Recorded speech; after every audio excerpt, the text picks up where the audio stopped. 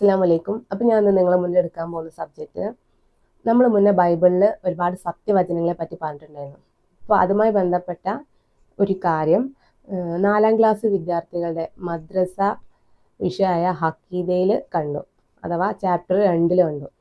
അപ്പോൾ അതുമായി ബന്ധപ്പെട്ട കുറച്ച് കാര്യങ്ങളാണ് ഞാൻ ഇന്ന് നിങ്ങളെ മുന്നിൽ എടുക്കാൻ പോകുന്നത്. അപ്പോൾ നമുക്ക് സബ്ജക്റ്റിലേക്ക് പോവാം. ചാപ്റ്റർ 2 അള്ളാഹു ഏകനാണ്.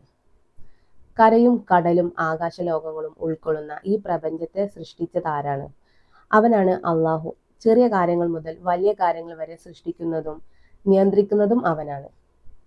അവൻ്റെ ഉദ്ദേശ തീരുമാനവും അനുസരിച്ച് മാത്രമാണ് എല്ലാ കാര്യങ്ങളും നടക്കുന്നത്. അവൻ നൽകുന്നത് തടയാനോ അവൻ തടഞ്ഞത് നേടിയെടുക്കാനോ ഒരാൾക്കും കഴിയില്ല. എല്ലാവരും അവനെ ആശ്രയിക്കുന്നുണ്ട്. അവൻ ഒരു കാര്യത്തിലും ഒരാളെയും ആശ്രയിക്കുന്നതുമില്ല.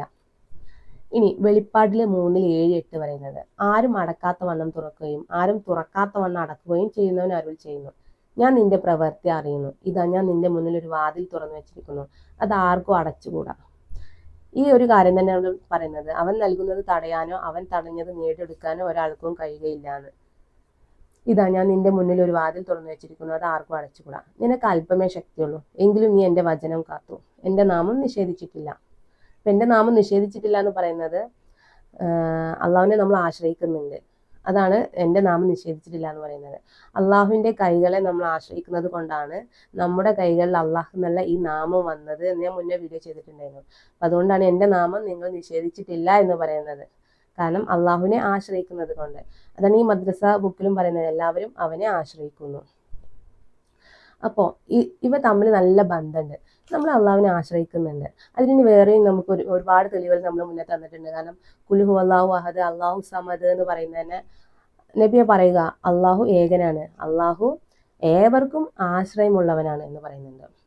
ഇനി അധ്യായം 9 ഭഗവത്ഗീതയിൽ രാജ്യവിദ്യാരാജ്യ ഗുഹ്യയോഗ വാക്യം 4 പറയുന്നുണ്ട്, അവ്യക്ത സ്വരൂപനായ എന്നാൽ ഈ പ്രപഞ്ചം മുഴുവനും വ്യാപിക്കപ്പെട്ടിരിക്കുന്ന സർവ്വചരാചരങ്ങളും എന്നിൽ സ്ഥിതി ചെയ്യുന്നു, എന്നാൽ ഞാൻ അവയിൽ കുടികൊള്ളുന്നില്ല.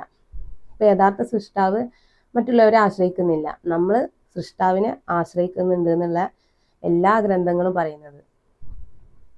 നമ്മൾ മുന്നൊരു വീഡിയോ ചെയ്തിട്ടുണ്ടായിരുന്നു, നമ്മളെ ഹൃദയത്തിലുള്ള രഹസ്യവും പരസ്യവും അള്ളാഹു അറിയുന്നുണ്ട് എന്ന് പറഞ്ഞിട്ട് നമ്മളൊരു വീഡിയോ ചെയ്തിട്ടുണ്ടായിരുന്നു. അപ്പം അതിൽ നമ്മൾ ഖുറാനിൽ സൂറ റഹദില് 9-10 പറഞ്ഞിട്ടുണ്ടായിരുന്നു, മുൽക്കിൽ 13, ഫാത്തിറിൽ 38, ഇതൊക്കെ നമ്മൾ തെളിവ് വന്നിരുന്നു.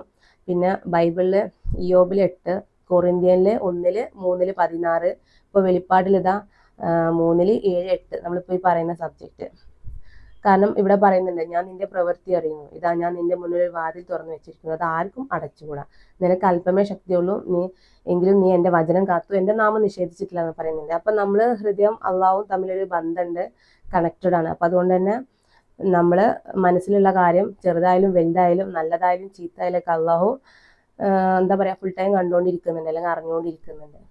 ഈ ഒരു കാര്യത്തെ പറ്റിയിട്ടാണ് ഇനി ഭഗവത്ഗീതയിൽ അധ്യായം 13 ക്ഷേത്രജ്ഞ വിഭാഗ യോഗയിലും ഈ ഒരു കാര്യം പറയുന്നുണ്ട്.